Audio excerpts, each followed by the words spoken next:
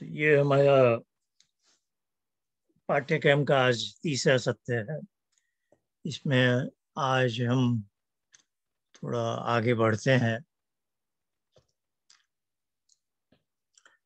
उपासना से संबंधित कुछ भ्रांतियां।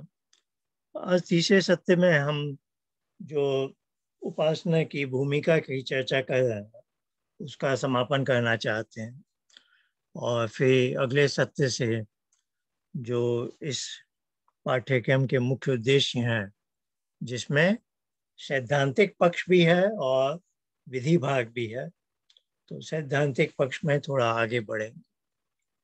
तो आज हम यह चर्चा करना चाहते हैं कि उपासना को लेकर, जो ऐसे तो बहुत आसान है, एक बालक का अपनी माँ की गोद में जाने जैसा है। किसी बच्चे को हमें सिखाना नहीं पड़ता है, लेकिन हर बच्चे ने इसमें सफलता मिली है, किसी को कोई बाधा नहीं होती। लेकिन हम अब जब ईश्वर के संतान के रूप में उसकी गोद में जाने के इच्छुक हैं, तो हम देखते हैं कि ये इतना आसान नहीं है, और इसलिए हमें इसका सैद्धांतिक पक्ष समझना पड़ता है। किंतु हाँ, बहुतों के लिए ये आसान भी है। तो आप देखेंगे उपासना के बारे में हम कभी कभी बड़े विरोधाभास जैसी बातें बोलते हैं। बहुत आसान है, हाँ आसान है, यदि आपके चित्त अंतःकरण में मलिनता नहीं है, छल कपट नहीं है, और कोई वैसे सैद्धांतिक पक्ष की भी कोई बहुत ज्यादा गलतियां ऐसे आपके पास नहीं आ गई हैं, तो एक व्यक्ति के लिए बड़ा सहज है ना, आंख बंद करके प्रभु की गोद में जाना। लेकिन कई बार थोड़े तो हमारे चित्त में अशुद्धियां हो जाती हैं, और थोड़ा है कि सैद्धांतिक पक्ष में हमने कुछ ऐसा सुन रखा है जो वास्तविकता से मेल नहीं खाता है, तो वो बातें हमें परेशान करती हैं, और फिर भी हमें वैसे उस परिस्थितियों में प्रभु की गोद में जाना कठिन हो जाता है। तो आज हम थोड़ा समझना चाह रहे हैं कि ऐसी क्या भ्रांतियां चल रही हैं। सबसे बड़ी भ्रांति, जैसे हमने पहले सत्य में ही देखी कि महर्षि दयानंद ने एक वेदांती भाष्य भूमिका के अंतिम स्थल में एक अध्याय है प्रतिज्ञा विषय का, वहाँ लिखा कि वेद का जो उपासना कांड या उपासना परक भाष्य है, वैसा मैं नहीं लिखा। मैं क्यों नहीं लिखा? क्योंकि वह पहले से ही पतंजल अर्थात पतंजलि के योग दर्शन में है, सांख्य दर्शन में है, थोड़ा बहुत वेदांत दर्शन में है, और उपनिषदों में तो वही है? उपनिषदों का मुख्य विषय उपासना ही है। हर उपनिषद में आप जानते हैं, है ना, उपासना ही प्रमुखता है।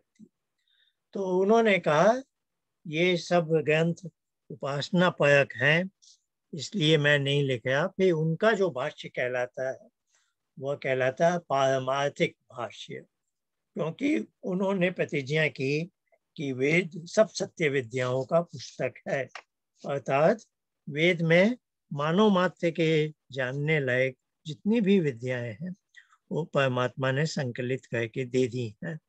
तो इस ढंग से उन्होंने अपना वेद भाष्य बनाया था। तो सांख्य दर्शन, योग दर्शन को आधार मानकर हमने भी ये पाठ्यक्रम बनाया है। लेकिन योग शब्द का प्रयोग करते ही आज के युग में सामान्यतः मनुष्यों के मन में एक धारणा है कि ये जो योगासन वाले व्यायाम है वो उसको योग बोलते हैं। तो आज सारी दुनिया में जो योगासन के व्यायाम है वही योग के नाम पर प्रचलित है, तो उसको हम हठ योग कहेंगे, यही उसका सही नाम है। और योग से हमारा तात्पर्य, जैसे महेश दयानंद जहाँ भी योगाभ्यास लिखते हैं उनका तात्पर्य है पतंजलि योग दर्शन में जो उपासना योग की शिक्षा है उसको उन्होंने योग कहा है। हम भी इसी तरह से ध्यान रखेंगे।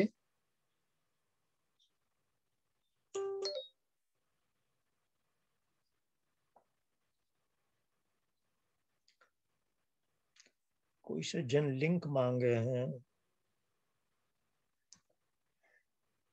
कोई शायद नया है।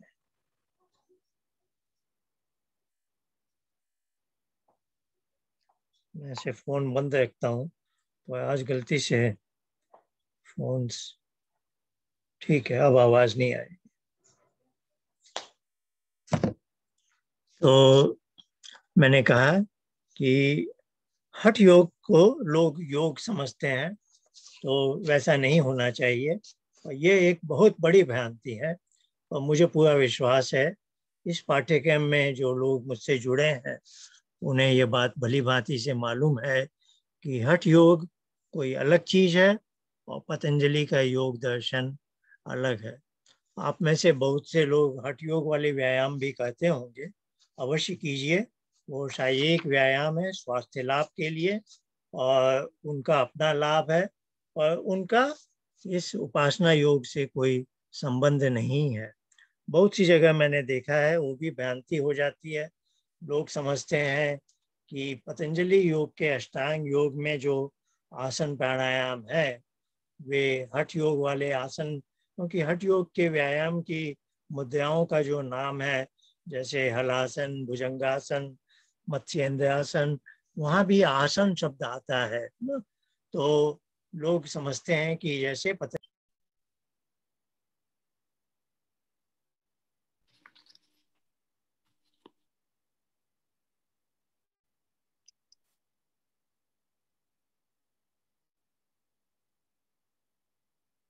जी आवाज नहीं आ रही बिल्कुल। अब ठीक है। अब आ रही है, अब आई। हाँ, मैं ये इंटरनेट लिंक थोड़ा टूटा था बीच में। आइए वापस चलता हूँ। अब अब आ गई आवाज। हाँ जी, हाँ जी। मैं वापस अपनी स्लाइड खोलता हूँ। हाँ, तो मैं कहना चाह रहा था कि हठ योग के यदि आप व्यायाम करते हो तो कीजिए, कोई बात नहीं है। और कुछ लोग ऐसा समझते हैं कि उसके आसन प्राणायाम का संबंध वही है जो पतंजलि के आसन प्राणायाम में है, किंतु वैसी बात नहीं है। पतंजलि के आसन की परिभाषा है स्थिर सुखम आसनम, अर्थात एक ऐसा शरीर को एक ऐसे ढंग से स्थापित कर देना कि वह सुखपूर्वक है, और जितनी देर अवधि तक हम ध्यान में बैठना चाहते हैं उतनी अवधि तक वह स्थिर बने रहेगा, हिलने हिलने डुलने की संभावना नहीं है। तो वैसा जो विशेष है, वैसे दो चार ही आसन होते हैं, जैसे पद्मासन बोलते हैं, और मैं ज़्यादा तक बात करता हूँ सुखासन की और सिद्धासन की। सिद्धासन से ही मिलता जुलता है स्वस्तिकासन। तो ये चार पांच आसन पतंजलि अष्टांग योग के अभ्यास के लिए उपयुक्त हैं। बाकी आसनों का पतंजलि अष्टांग योग से कोई संबंध नहीं है, वो हठ योग की क्रियाएं हैं, वो अपनी जगह सही हो सकती हैं। और कुछ लोग ये भ्रांति के कारण अपने घर में या जो भी है हठ योग के व्यायाम के बाद ध्यान में बैठना चाहते हैं।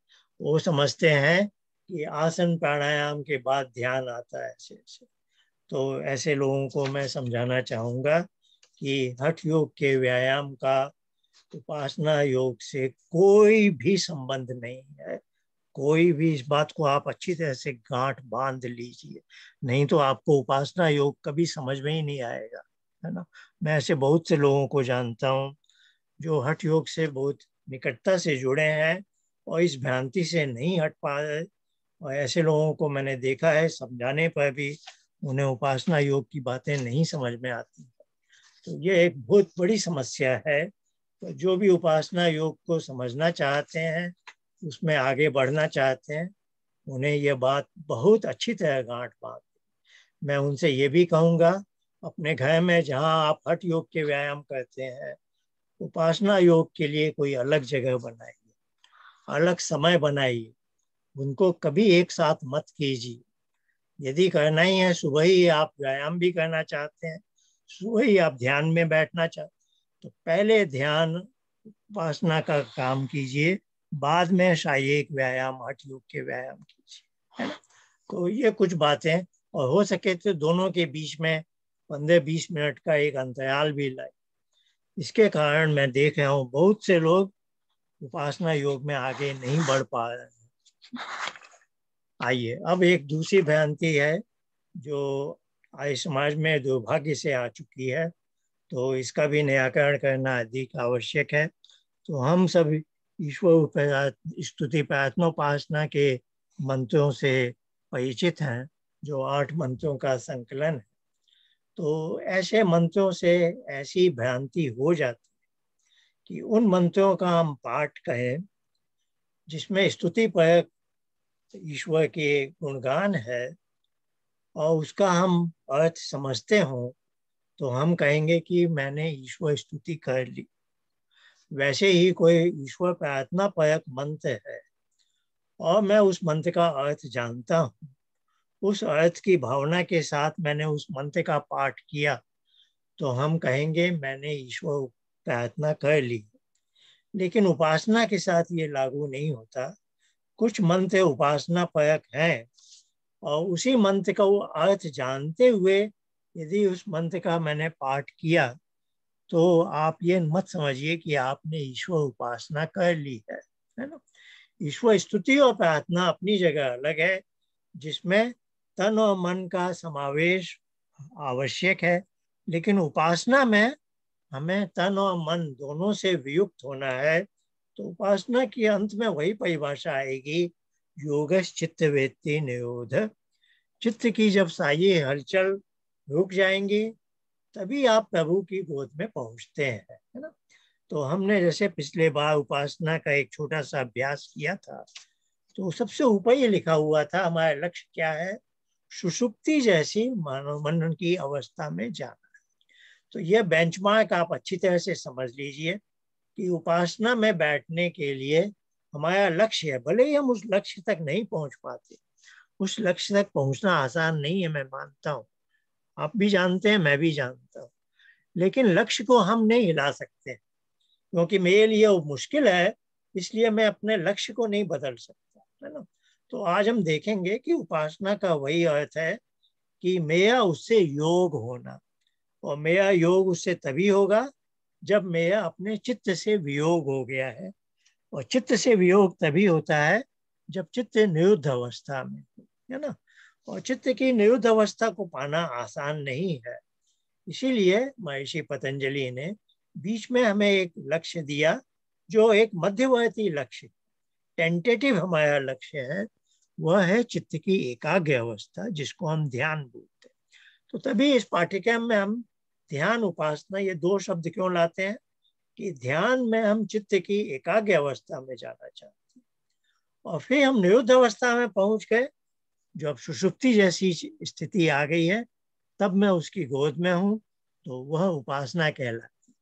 तो उपासना के लिए हम योग शब्द भी लाएंगे, समाधि शब्द भी लाएंगे, चित्त की निरुद्ध अवस्था भी लाएंगे, और ध्यान के लिए हम लाएंगे कि चित्त की जो एकाग्र अवस्था है, जब एक ही चीज उस पर लागू हो। तो यह एक भ्रांति है कि उपासना के मंत्रों से ईश्वर स्तुति के मंत्रों से ईश्वर स्तुति हो जाती, ईश्वर प्रार्थना के मंत्रों से ईश्वर प्रार्थना हो जाती है, लेकिन ईश्वर उपासना के मंत्रों के से ईश्वर उपासना नहीं होती। फिर कोई कह सकता है ये मंत्र क्यों है? ये मंत्र है उपासना परक मंत्रों से हमें उपासना में जाने की प्रेरणा मिलती है। जैसे गायत्री मंत्र भी उपासना परक मंत्र है, ऐसे हमने देखा जब हम विज्ञान ज्ञान कर्म उपासना की बात कर रहे थे कि ये सब चीजें आपस में गुथी हुई होती हैं। ऐसा नहीं है कि इस मंत्र में उपासना है दूसरी चीज नहीं है, ऐसा नहीं कहा जा सकता है। ये सब गुथे हुए होते हैं और हम कई कई दिशाओं में उस मंत्र की भावना को समझ सकते हैं। तो मोटे तौर पर जो उपासना परक मंत्र है, उससे हमें उपासना में जाने की प्रेरणा मिल रही है, उनके मंत्र पाठ से उपासना नहीं होती है। अब एक है जब थोड़ी जटिलताएं हैं, इसीलिए यह पाठ्यक्रम इसलिए बनाया गया है कि धीरे धीरे हम उन जटिलताओं को समझ सकें। तो ध्यान को बारे में, ध्यान वृत्ति मात्र की एकतानता है। ध्यान के बारे में भी कुछ भ्रांतियां हैं, है ना। बहुत से लोग समझते हैं मैं आंख बंद करके, जैसे आजकल मेडिटेशन कर रहे हैं बहुत से लोग, लाखों करोड़ों लोग मेडिटेशन में रुचि लेते हैं। 10 15 20 मिनट बैठते हैं आंख बंद करके, अपने मन को शांत करते हैं। तो मन को जो शांत स्थल पर ले जाने को वो समझते हैं मैं ध्यान कर लिया, मैंने ध्यान, मैं बैठ गया मैं ध्यान में। इस तरह के सबके मन में अपने अपने कल्पना है कि ध्यान क्या है। तो ऐसा मैंने बहुत आर्य समाज के लोगों के मुख से भी सुना है कि ध्यान से क्या होता है, मन को शांति मिलती।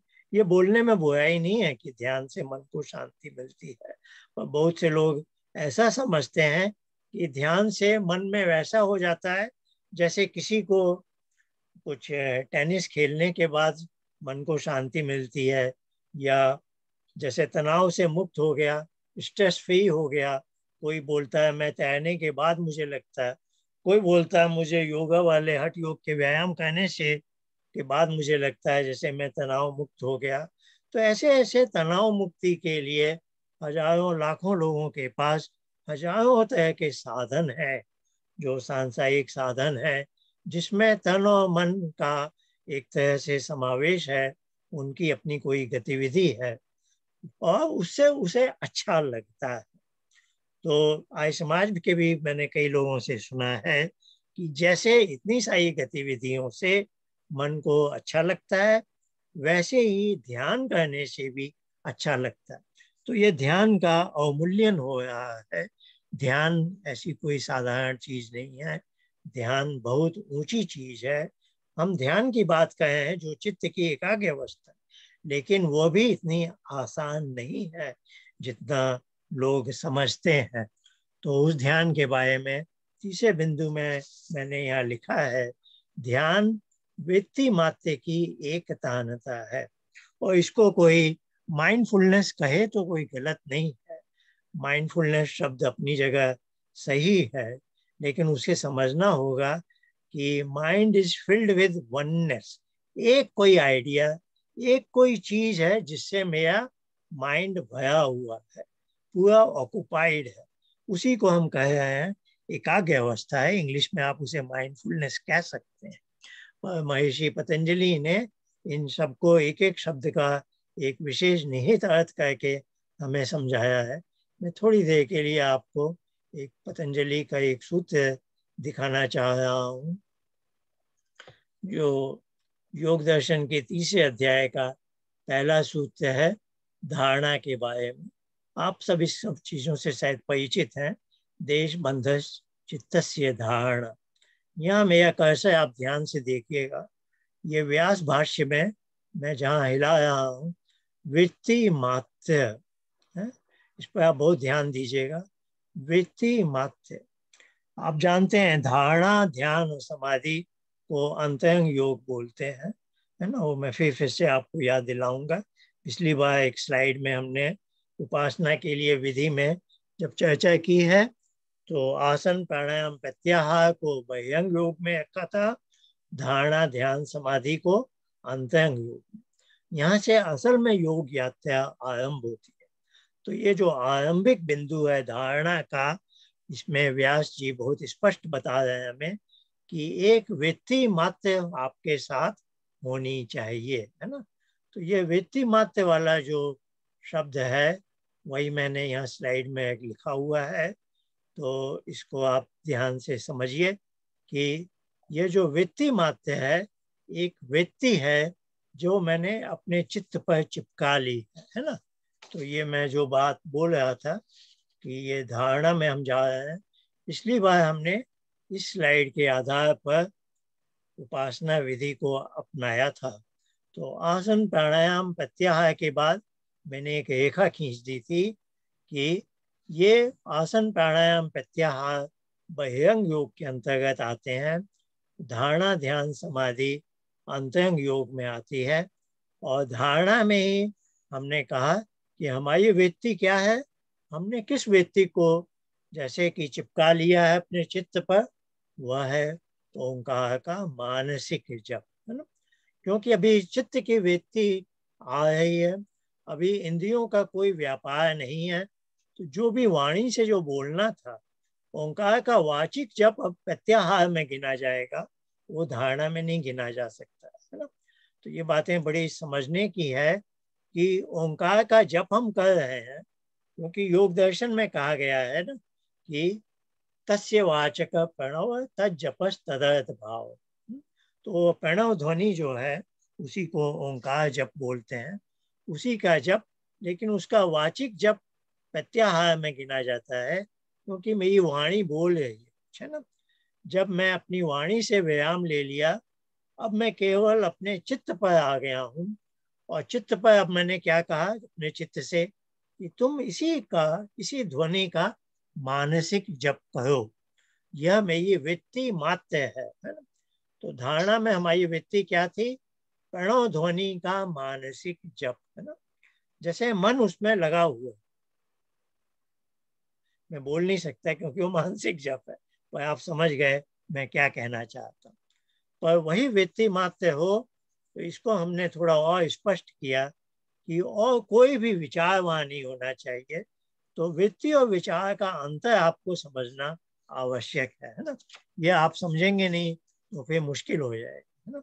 तो जब हम तीसरे से चौथे में जाते हैं या बह्यंग योग से अंतरंग योग में जाते हैं, अब हमें विचार साथ नहीं ले जा सकते, हम एक वृत्ति मात्र ले जा सकते। तो हमने वो क्या किया था, ओंकार की जो प्रणव ध्वनि है उसको जो मन में जो बोलने से चित्त पर जो कुछ भी होता है वही में ये वृत्ति थी। आप कहेंगे मैं एक विचार क्यों नहीं ले जा सकता, तो वृत्ति और विचार में अंतर है। वृत्ति है ना चित्त पर अंकित होती है, विचार बुद्धि का व्यापार। मतलब विचार में क्या होता है, प्रोसेसिंग होती है, एक वृत्ति के बाद दूसरी आती है, तब आप विचार प्रक्रिया में लगते हैं। तो इस समय इसीलिए कहा जाता है कि थॉट्स जो हैं, विचार हैं, वो सब प्रत्याहार के बाद चले जाने चाहिए। प्रत्याहार के बाद आप जब इस दरवाजे में प्रवेश कर रहे हैं, अब आप कोई विचार साथ में नहीं ले जा सकते। तो इसको हम कहेंगे थॉटफुलनेस से थॉटलेसनेस। थॉटलेसनेस में जो अब एक है, माइंडफुलनेस शब्द गलत नहीं है, माइंडफुलनेस शब्द सही है, यदि आप इस बात को समझ जाएं कि वहां एक वृत्ति मात्र है ना। समझ गए ना आप। जैसे कोई चित्र भी लगा सकता है, जैसे मैं अपनी माँ का एक फोटो देख रहा हूँ और मैं उस माँ के फोटो में इतना खो जाऊं कि जैसे वह माँ का फोटो ही मेरे चित्त पर है, तो वह एक व्यक्ति मात्र। और फिर मैं सोचने लग जाऊं मेरी माँ ने मुझे ये सिखाया था, मेरी माँ ने ये बोला था, तो ये अब विचार बन जाएगा, ये व्यक्ति मात्र नहीं है ना। तो वृत्ति मात्र और विचार को आप समझना आवश्यक है।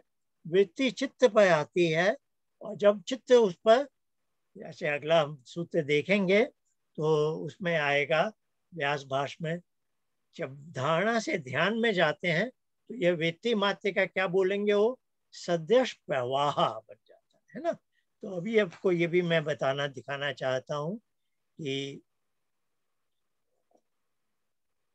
धारणा के बाद ये जो ध्यान वाला सूत्र आएगा,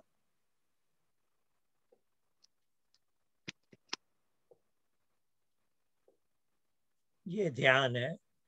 वैसे तो पतंजलि ने ही कह दिया कि जो वृत्ति मात्र मैंने चुनी हुई ना, जो चुनी हुई जो वृत्ति है उसको कहते हैं प्रत्यय। प्रत्यय क्या है, जो वृत्ति मैंने धारणा में चुन ली है, अब उसकी जब एक तानता है, यानी एकदम यूनिफॉर्मिटी है, तो उसको ध्यान कहते हैं। और व्यास भाष्य में अच्छी तरह समझाया गया, सदृश प्रवाह। जो प्रत्यय की सदृश प्रवाह है, यानी उसकी अगली व्यक्ति भी वही है, सदृश है, उसके जैसी है, दूसरी तरह की व्यक्ति नहीं आ रही है ना। तो हमने कहा जब ओंकार का मानसिक जप वाली व्यक्ति ले ली धारणा में, लेकिन धारणा में कभी कभी हो जाता था दूसरी व्यक्ति आ जाती थी, कोई दूसरा विचार भी आ जाता था, लेकिन वही धारणा ध्यान में पुष्ट कब हो गई? जब उसका सदृश प्रवाह है। अब कोई दूसरी तरह की वृत्ति आ ही नहीं रही है, तो इसको हम ध्यान कहते हैं, है ना? आप समझ गए? ये टेक्निकल टर्म्स हैं, इनको जानने में थोड़ा समय लगता है, लेकिन संसार में क्या है, बहुत लूज भाषा में बात करें। मैंने अभी मेडिटेशन किया, उसका कुछ भी अर्थ हो सकता है ना? और यहाँ जब हम इस पाठ्यक्रम में धारणा और ध्यान इन शब्दों का प्रयोग करेंगे, योग का, उपासना का, हमारा एक बहुत ही विशेष अर्थ है जो पतंजलि से हमें मिला है, व्यास भाष्य से हमें मिला। तो धारणा में हमने क्या किया कि ओंकार के मानसिक जो भी ध्वनि है, प्रणव ध्वनि, उसको हमने व्यक्ति को चुन लिया था, उसको हमने उसका सहारा लिया और हमने ध्यान रखा कोई अन्य विचार ना आए। लेकिन फिर भी कुछ दूसरी वृत्तियां बीच बीच में आ रही थी। यही धारणा पुष्ट होकर ध्यान बन जाती है जब वही ओंकार का मानसिक जप एक अपनी लय में चल रहा हो, है ना? तो इसी को हम फिर कहते हैं ध्यान। प्रत्यय की एकतांता है। इसमें मैं वृत्ति और विचार का एक आप ऐसे भी देख सकते हैं। वृत्ति में जैसे एक चित्त है और विचार में क्या हो रहा है, जैसे चलचित्र है ना? वृत्ति और विचार का भेद समझने के लिए आप वृत्ति में जैसे एक स्टिल पिक्चर होता है ना, और विचार में क्या है, चलचित्र है, जैसे एक सिनेमा चल रहा है, एक के बाद दूसरे चित्र आ रहे हैं और बहुत जल्दी से। या आप कह सकते हैं वृत्ति चित्त का व्यवहार है।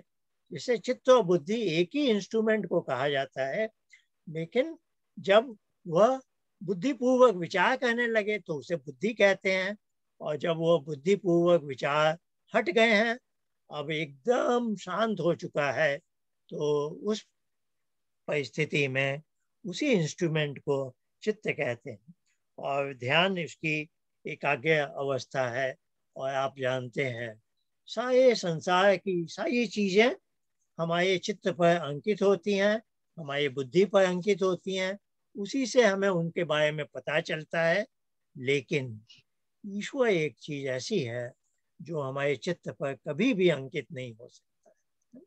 इसीलिए ईश्वर का जो हमें साक्षात्कार वाली बात जब आती है, तो हमें चित्त की एकाग्र अवस्था के बाद चित्त की निरुद्ध अवस्था में जाना आवश्यक है। चित्त की एकाग्र अवस्था में ओम की ध्वनि रह जाएगी, लेकिन ईश्वर वहां कभी भी नहीं आएगा।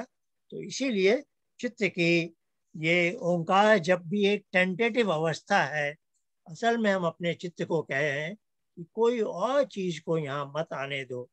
और ओंकार जप में हम लीन रहना चाहते हैं, और ओंकार जप से ईश्वर का साक्षात्कार नहीं होता है, उसके बाद की एक निरुद्ध अवस्था में ही होगा। लेकिन ओंकार जप का सहारा हम इसलिए लेते हैं कि कोई और वस्तु का हमारी चित्त पर आना संभव ना हो सके।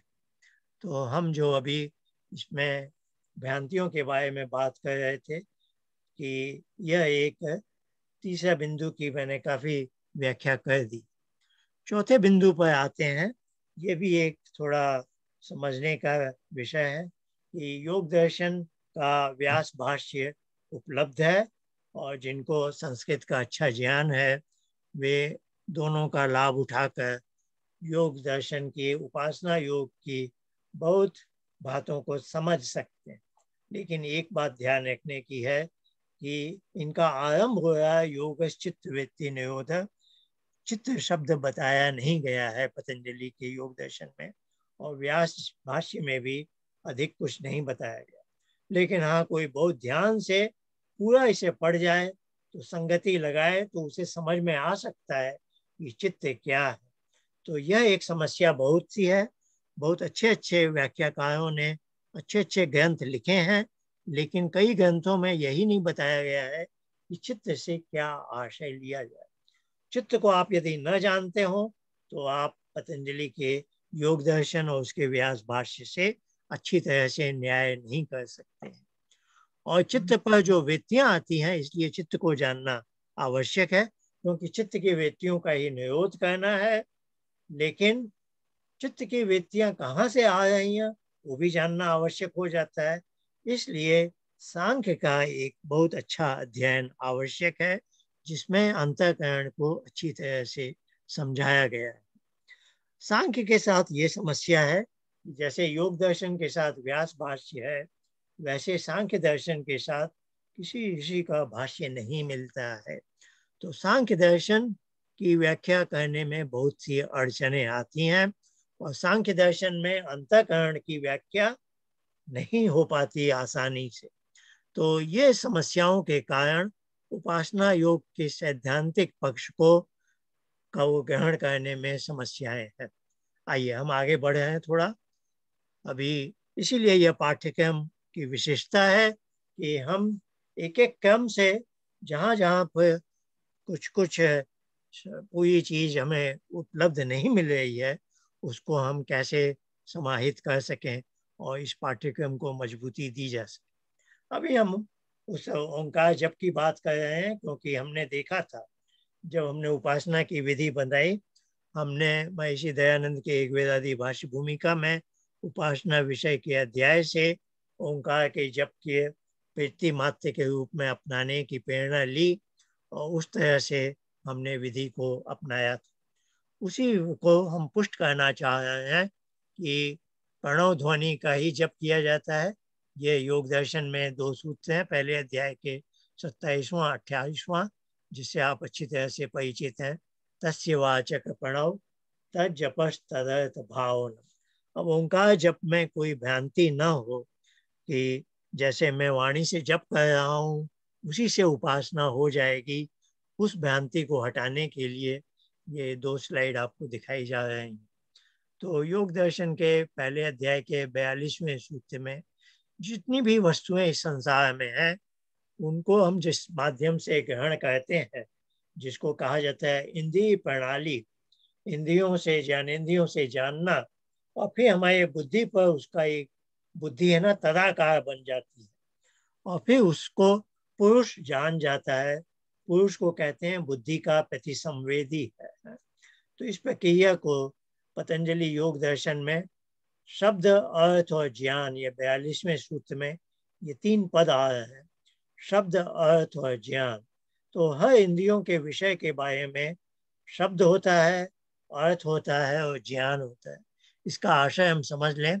शब्द तो आप जानते हैं, जैसे गाय में आंखों से देख रहा हूँ तो गाय यह एक शब्द है, और शब्द का अर्थ क्या है? वह जो पशु है मेरे सामने जिसके 4 पैर हैं 2 सींग हैं, वह अर्थ है, जो ऑब्जेक्ट ऑफ इंटरेस्ट कहते हैं, ग्राह्य विषय। और यहाँ ज्ञान कहलाता है वह इंस्ट्रूमेंट, वह चित्त वृत्ति, जो बुद्धि वृत्ति भी कह सकते हैं यहाँ पर, जो बुद्धि या चित्त पर जो उसकी तस्वीर जैसे बन जाती है। और पुरुष बुद्धि प्रतिसंवेदी कहलाता है, पुरुष को उसका भासने लग जाता है। यह एक प्रणाली है जो दिन रात हम 24 घंटे ज्ञानेंद्रियों से हम अपने इंद्रियों के जो विषय कहलाते हैं उनका ज्ञान प्राप्त करते हैं। अब आप जानते हैं ईश्वर के बारे में कि वह इंद्रियों का विषय नहीं हो सकता, इसलिए महर्षि पतंजलि ने उसके जप की बात की है।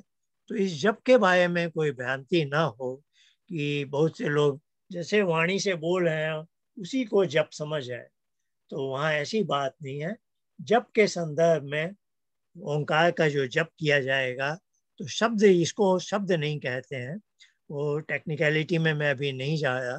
तो जप और अर्थ और भाव की बात होगी, जिसमें हमारा विज्ञानमय कोश का इंस्ट्रूमेंट काम नहीं कर रहा है। यदि मैं जप में सफल हो गया, यात्रा तो वैसे ही जाएगी, अन्नमय कोश, मनोमय कोश, विज्ञानमय कोश होकर। लेकिन जब आनंदमय कोश में मैं प्रभु की गोद में हूँ, तब मैं केवल उसके भाव में होऊंगा। वहाँ ये चित्त वृत्ति के बदले मैं निरुद्ध अवस्था में हूँ और उसके भाव में खो जाता हूँ। इसी आशय को हम एक दो उपनिषदों में देखते हैं। जैसे हर उपनिषद में इसी तरह का भाव है। कभी और अवसर मिला तो और भी मैं दिखाऊंगा। तो अभी मैं श्वेताश्वतर उपनिषद का 1 और 10 दिखा रहा हूँ, पहले अध्याय का 10वां मंत्र। तस्य अभिध्यानात् योजनात् तत्वभावात्। यहाँ 3 स्टेप बताए गए हैं कि अभिध्यानात्, अभिध्यान किया कि मैं ईश्वर के ही ध्यान में हूँ। ईश्वर का ध्यान हम बोलते हैं, ये शब्द, इसका अर्थ असल में है ओंकार का मानसिक जप जैसा ध्यान, कि टेंटेटिवली मेरे चित्त में ईश्वर है। और वो इस बात को एम्फेसाइज करता है कि कोई दूसरी वस्तु नहीं है। यदि ईश्वर का ही मैं ध्यान करता हूँ तो मैं कभी उसके तत्व भाव में नहीं पहुंचूंगा, है ना। क्योंकि ध्यान का मतलब है चित्त पर कुछ है ना। चित्त पर ईश्वर है नहीं, लेकिन ईश्वर के बारे में उसकी जैसे प्रणव ध्वनि है, लेकिन मैं वहीं रुका रहा तो मैं हमेशा ध्यान में ही रहूंगा। मैं उसके भाव में, समाधि में, उपासना में कभी नहीं जा पाऊंगा। पर यह भी आवश्यक है कि ध्यान में मैं ओंकार जप में ही लगा रहा हूँ, कि दूसरी कोई वस्तु, दूसरा कोई विचार वहां न आ जाए। तो आप समझ रहे हैं ना कि ओंकार का जप करने का मुख्य उद्देश्य ये होता है कि कोई और चीज वहां न आ जाए, है ना। और कोई और चीज वहां आ जाती है तो उससे उस साधक को ये समझ लेना चाहिए कि मुझे ईश्वर से ज्यादा प्यारी कोई दूसरी चीज है, इसीलिए वह मेरे चित्त पर आ रही है ना। तो ईश्वर से जब आपका इतना लगाव हो जाता है तो दूसरी कोई चीज वहां नहीं आती। तो उसी बात को यहाँ अभिध्यानात् शब्द से कहा कि कोई और चीज मेरे ध्यान में नहीं आ रही। अब मैं उससे जुड़ गया, योजना, योग जुड़ने के लिए है, यूनियन के लिए है। अब मैं उसके गहरे तत्व के भाव में डूब गया, है ना। तो क्रम हमेशा यही आएगा, एकाग्र अवस्था से निरुद्ध अवस्था। इस बात को मुंडक उपनिषद में एक कथानक या एक उदाहरण देकर दृष्टांत से समझाया है।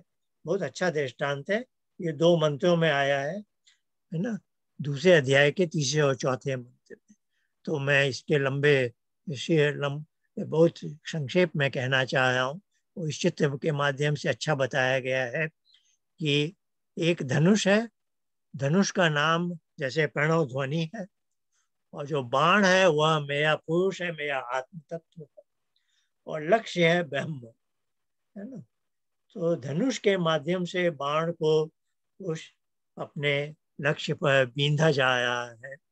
और जैसा आप जानते हैं, यदि यह लक्ष्य को बहुत अच्छी तरह से किसी ने लक्ष्य वेध किया तो वह बाण सीधे अपने लक्ष्य पर जाकर पहुंचेगा।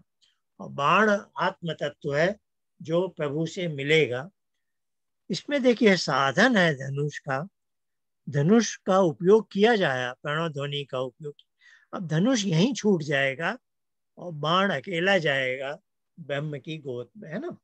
तो यह जो ओंकार जप की प्रणव ध्वनि भी है, यह हमारे साथ साथ अंत तक नहीं जाती है। यह भी एक साधन है जो ध्यान तक मेरे साथ है, समाधि में ये भी नहीं रहती, है ना।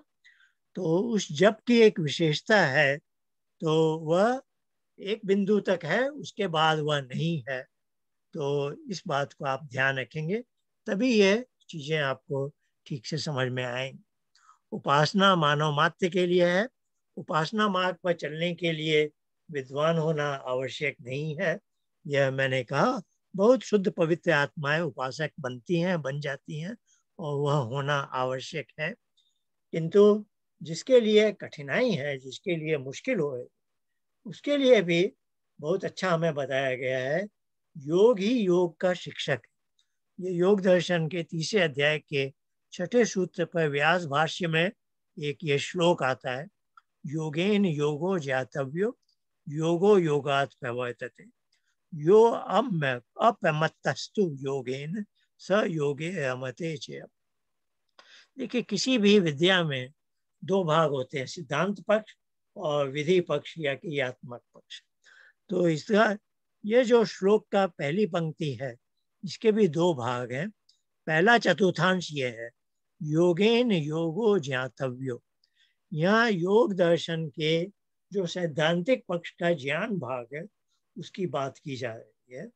तो बताया गया कि योग के ही द्वारा, ये जो पहला है योग के द्वारा तृतीया में, उसको आप समझिए कि मैं योग का अभ्यास करता हूँ। तो योग का अभ्यास करने से मुझे योग का ज्ञान भी मिलता जाएगा। तो योग का आप अभ्यास न करें तो खूब सारे योग के भाष्य पढ़ते जाएं, उससे आपको योग का ज्ञान नहीं मिलेगा। आपको योग का अभ्यास भी करना हो, है ना। अब इसका जो दूसरा अंश है, चतुर्थांश, योगो योगात प्रवर्तते, इसका है अर्थ कि योग के अभ्यास में भी मेरी जो प्रवृत्ति आगे कैसे बढ़ेगी, वह भी योग को करने से ही योग का अभ्यास आगे बढ़ेगा। तो योग की थ्योरी भी योग से ही मुझे मिलेगी, और योग का अभ्यास करने से ही योग के अभ्यास में मुझे सफलता प्रगति होगी। और जो इसके लिए अप्रमाद, बिना आलस्य प्रमाद से योग में रमण करता है, लगा रहता है, उसे योग में चिरकाल तक योग से जो भी उसको फल मिलता है आनंद रस का, वह उसे मिलेगा। तो कहने का आशय है कि योग में थ्योरी और प्रैक्टिस दोनों का समावेश होना चाहिए, और दोनों में योग का अभ्यास से ही आपको सहायता मिलेगी और उसी से आप आगे बढ़ पाए। तो इस पाठ्यक्रम में आज मैं इस पाठ्यक्रम की भूमिका का समापन कर रहा हूँ। उपासना का सैद्धांतिक पक्ष प्रस्तुत किया जाएगा। चित्त के बारे में हम बहुत विचार करेंगे और हम देखेंगे कि चित्त बुद्धि का ही एक दूसरा नाम है। फिर प्रश्न उठता है, एक वस्तु के दो नाम क्यों हैं? तो हम देखेंगे बुद्धि जब सूक्ष्म स्तर पर, जो आज आपने थोड़ा संकेत में भी देखा, कि थॉटफुलनेस से थॉटलेसनेस पर आ जाए, तो उस समय बुद्धि के काम बंद हो गए हैं, लेकिन फिर भी चित्त पर कुछ आ जाता है ना। जब हम आंख बंद करके ध्यान में जाना चाहते हैं, विचारों से मुक्त होना उतना कठिन नहीं है। विचार भी चले जाएं, लेकिन फिर भी कोई कुछ न कुछ वृत्तियां आती हैं। अब उस वृत्तियों से छुटकारा पाना बहुत ही कठिन होता है, और जब वृत्तियां आ रही हैं तब हम कहेंगे वही इंस्ट्रूमेंट चित्त है। इस सब का हम प्रमाण रखेंगे, प्रामाणिक रूप से हम देखेंगे कि हाँ, सैद्धांतिक पक्ष में यही बात आवश्यक है। अब हम देखेंगे कि चित्त पर ये वृत्तियां आती कहाँ से। इसके भी हम दो विभाग देखेंगे। क में है लाइव वृत्तियां, जैसे अभी मेरी आंख खुली है, कान खुले हैं, मैं देख रहा हूँ और मेरे बुद्धि पटल पर वे वृत्तियां आ रही, तो ये लाइव हो गया। कभी है मैं अपनी इंद्रियों से बंद हो जाता हूँ, पांचों दरवाजे बंद कर देते हैं, प्रत्याहार में वही किया जाता है। फिर धारणा में हम जाते हैं, लेकिन अंदर से ही कुछ वृत्तियां आ जाती हैं, उसको हम ख के अंतर्गत लिखते हैं प्लेबैक जैसे चले। तो ये प्लेबैक में वृत्तियां कहाँ से आती हैं? जो सही पांचों ज्ञानेंद्रियां बंद है, तो भी एक जगह है वहां कहीं पर, जिसका नाम कपिल ने सांख्य में अहंकार रखा है। तो अंतःकरण के तीन विभाग देखेंगे हम, बुद्धि, अहंकार और मन। और अहंकार में जो पुराने सब संस्कार हैं, इसी जन्म के नहीं बल्कि जन्म जन्मांतर के संस्कार हैं, तो वहां से कुछ वृत्तियां उत्पन्न होकर आती हैं। जैसे स्वप्न में भी आती हैं, कहाँ से आती हैं? तो वह भी हमारे अंतःकरण के एक अंग विशेष से आती हैं, जिसको अहंकार बोलते हैं। और हम आगे देखेंगे कि पतंजलि ने योग दर्शन में जो उपदेश दिया है, कि पहला अध्याय जो है, जो समाधि पाद कहलाता है ना, उसके अंत में आता है निर्बीज समाधि से। तो सब बीज भी समाप्त हो गए, नष्ट हो गए, क्लेश वाले बीज। अब हमें अगला जन्म नहीं लेना पड़ेगा, तो पूरी शिक्षा दे दी गई है। फिर आगे उन्होंने दूसरे अध्याय, तीसरे अध्याय क्यों लिखा, ये प्रश्न उठता है। तो हम देखेंगे कि पहले अध्याय में उन्होंने योग का उपदेश दिया, फिर दूसरे अध्याय में क्रिया योग का, और दूसरे अध्याय के ही अगले हिस्से में अष्टांग योग का दिया है। तो इसको हम तीन श्रेणियों के व्यक्ति हैं इस मानव समाज में, और एक एक तरह के व्यक्ति के लिए उन्होंने इसका सूत्र मूल रूप में तो सांख्य में आता है कि अधिकारी तीन वर्ग के होते हैं, है ना। तो जैसे जो जैसा अधिकारी है, उसको उस भाषा में उपदेश दिया जाता है। तो पतंजलि का उपदेश सर्वांगीण रूप में पूरे मानव समाज को दिया गया है और इस ढंग से दिया गया है, इसको हम समझेंगे। अभी हमने धारणा और ध्यान की कुछ चर्चा की है। धारणा में आप जब वहां तक पहुंचेंगे तब देखेंगे कि पतंजलि ने बहुत हमें छूट दी है कि आप कोई भी प्रत्यय चुन सकते हैं। प्रत्यय कहलाता है आपकी चुनी हुई व्यक्ति। लेकिन यहाँ महर्षि दयानंद ने एक वेदांती भाष्य भूमिका में हमें ओंकार का जप वाली व्यक्ति पकड़ा दी है। तो हम इसका भी अध्ययन करेंगे कि महर्षि दयानंद ने वह छूट क्यों हमसे छीन ली, जो महर्षि पतंजलि ने हमें छूट दी थी कि कोई भी, क्योंकि महर्षि पतंजलि का पहले अध्याय में एक सूत्र आता है, यथा अभिमत ध्यानाद वा, जैसी आपकी इच्छा हो वैसी व्यक्ति के अपना लो, उस पर ध्यान करो। पर महर्षि दयानंद ने यह छूट हमसे हटा ली है और एक विशेष व्यक्ति पकड़ा दी है, ओंकार का जप, है ना। तो ये भी हम समझना चाहेंगे कि महर्षि दयानंद ने ऐसा क्यों किया और जिस विधि को हमने अपनाया हो। और उपासना का जो क्रियात्मक पक्ष है, हम लगभग हर सत्य में तो नहीं, फिर भी हम प्रायः इसका करना चाहेंगे। पाठ्यक्रम का उद्देश्य हमारा है, जो भी इस पाठ्यक्रम में आए उसे कम से कम हम चाहते हैं वह उपासना मार्ग का पथिक अवश्य बन जाए और इसके सिद्धांत भी समझ ले। और दैनिक जीवन में जैसा महर्षि दयानंद ने लिखा है कि प्रतिदिन न्यूनतम 24 मिनट या नवे समुल्लास में सुबह 1 घंटा, शाम को 1 घंटा, ऐसा भी लिखा है। तो जो आपकी भी जितनी अवधि आप करना चाहते हैं उतनी अवधि अवश्य कीजिए। तो यह इस पाठ्यक्रम का एक अंतरंग अंग है और बीच बीच में हम इसके विधि भाग को और परिमार्जित करते जाए। हमारा एक उद्देश्य और भी है कि ये पाठ्यक्रम पहली बार 1 अक्टूबर 2020 से आरंभ हुआ था। तो तब एक कल्पना है हमारी कि 10 वर्ष में हम 10 उच्च कोटि के उपासक जैसे आर्य समाज को भेंट में दे सकें। हम नहीं जानते 5 वैदिक विद्वान हो या 5 वैदिक नेता जैसे हो, कुल 10 उपासक हम देना चाहते हैं, जिससे आर्य समाज में एक नई जागृति, एक नया सुंदर भविष्य बन सके। अब हम आज का एक विचारणीय विषय ब्रेकआउट रूम वाली चीज हम करने वाले हैं। तो उसमें हम क्या विषय आज का विचारणीय है वह आपको बताना चाह रहा हूँ। कोई नई बात नहीं है। 4 वेदों के 4 मुख्य विषय पर हम चर्चा कर चुके हैं। महर्षि दयानंद ने एक वेदांती भाष्य भूमिका में एक अध्याय है वेदोत्पत्ति विषय, वहाँ ये 2 वेद मंत्र ऊपर लिखे हैं। पहला है यजुर्वेद के 31वें अध्याय का 7वां, दूसरा मंत्र है अथर्ववेद में। तो यहाँ मैंने अथर्ववेद वाले का पहले का क्रम दिया है, जिसमें एक ये चारों वेदों के नाम जैसे आप देख सकते हैं, ऋग्वेद, यजुर्वेद, सामवेद और फिर यहाँ अथर्ववेद, है ना।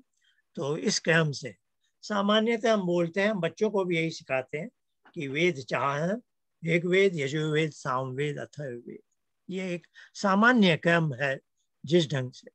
अब असल में तो वेद एक है ना। वेद सब सत्य विद्याओं का पुस्तक है, पर कई बार एक बड़ी पुस्तक कई वॉल्यूम में होती है ना, जैसे एनसाइक्लोपीडिया 10, 15, 20 वॉल्यूम में होते, लेकिन वो सब एक पुस्तक मानी जाती है, बहुत मोटी नहीं बनाई जाती है, इतने खंडों में बनाई दी गई। वैसे ही आप समझ लीजिए वेद ईश्वर के द्वारा ही 4 खंडों में दिए गए हैं और उन्होंने 4 नाम भी अलग अलग बनाए। तो अब यह स्वाभाविक प्रश्न है, ये 4 खंडों में क्यों है? तो इसका उत्तर यही दिया जाता है, यही हमें बताया गया है कि इन चारों वेदों में ऐसे तो अनंत विषय हैं, लेकिन 4 वेद 4 खंड में इसलिए हैं कि उनके अपने अपने एक मुख्य विषय है, जो क्रम से विज्ञान, कर्म, उपासना और ज्ञान है। क्रम भी यही होता है क्योंकि 4 वेदों का क्रम मुख्य ज्यादातर सामान्यतः यही है। इस पर हम पर्याप्त चर्चा कर चुके हैं कि ऋग्वेद का मुख्य विषय विज्ञान है, अथर्ववेद का ज्ञान है।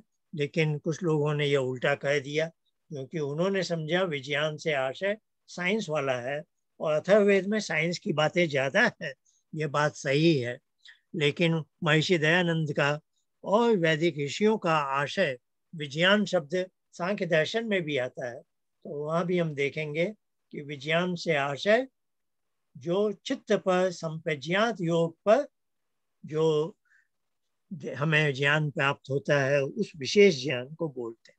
ज्ञानेंद्रियों से प्राप्त ज्ञान को ज्ञान बोलते हैं। विज्ञान शब्द दूसरा अर्थ में है जो साक्षात्कार के अर्थ में आता है, और उससे परमेश्वर का भी साक्षात्कार निहित है।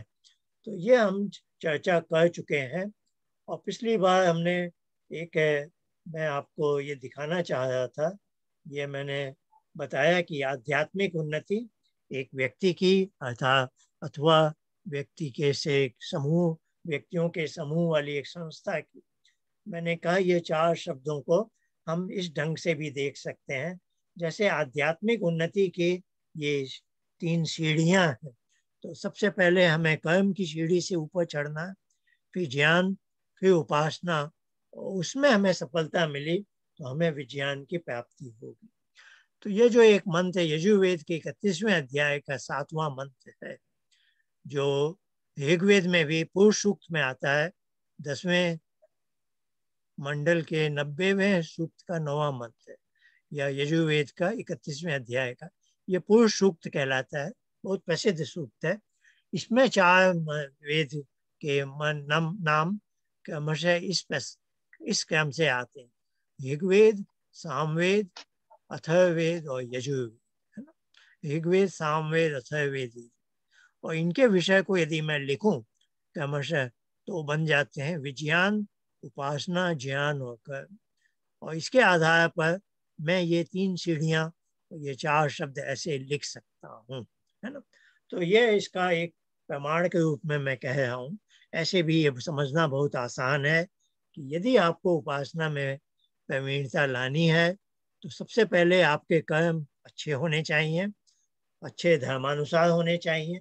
लेकिन धर्मानुसार कर्म भी सकाम हो सकते हैं फल की आशा से। उससे भी ऊपर की एक श्रेणी है निष्काम कर्म।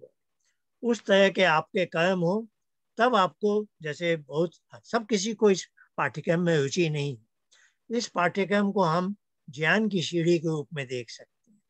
तो ऐसी बातों में रुचि प्राय उनको ही होती है जिनके कर्म कुछ अच्छे प्रकार के हैं, नहीं तो उसे इसमें रुचि नहीं होती, है ना। और ज्ञान में भी उसे अब अच्छी तरह से उपासना योग का सैद्धांतिक पक्ष को समझना होगा, योगाभ्यास में रुचि लानी होगी, और फिर उसने उपासना में कुछ सफलता मिली तो धीरे धीरे उसे कुछ विज्ञान की प्राप्ति होगी।